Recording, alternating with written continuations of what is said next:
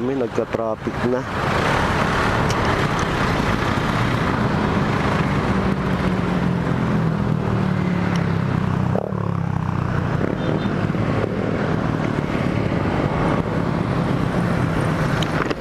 So sana naman ngayong hapon na Sabado hindi siya gaano matraffic mga pare ko.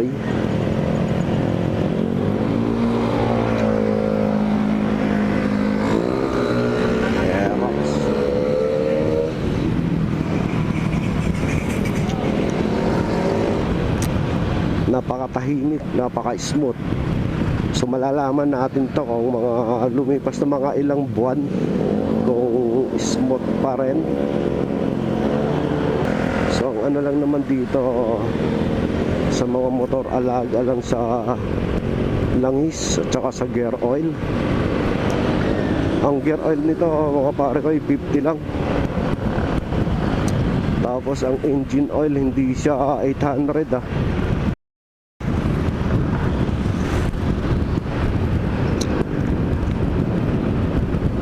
Hindi talaga sa as in na 800.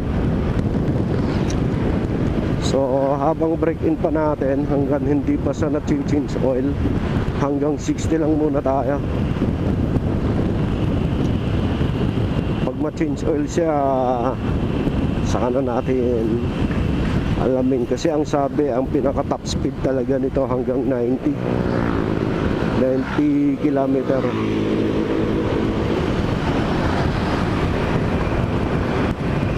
Ang top speed niya. Pero sa tingin ko aabot ng mga 100 ang top speed nito ah. Kasi konting tiga mo nga lang nakakaakyat na agad ng 60.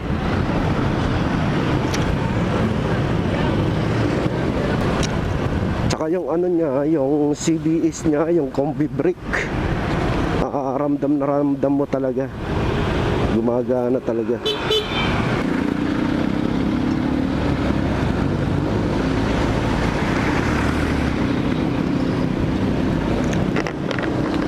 Tapos bukod doon mga pare ko, yung upuan niya napakalambot.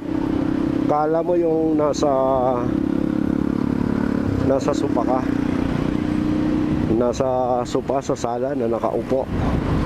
Kahit ilong ride mo talaga ng malayuan, di mo ramdam yung kinaganda sa Suzuki Axis.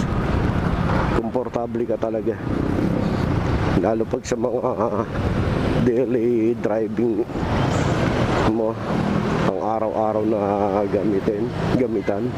Solid. Bukod doon, napakatipid talaga sa gasolina niya.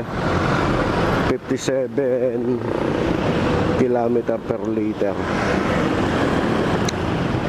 si Suzuki Axis.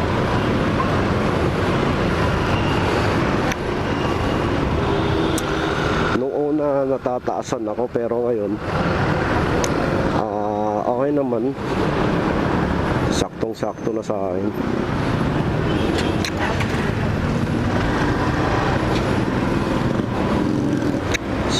Solid na yung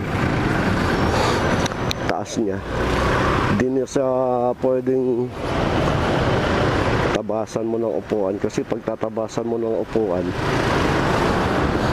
baka mabago yung upuan niya, maging matigas.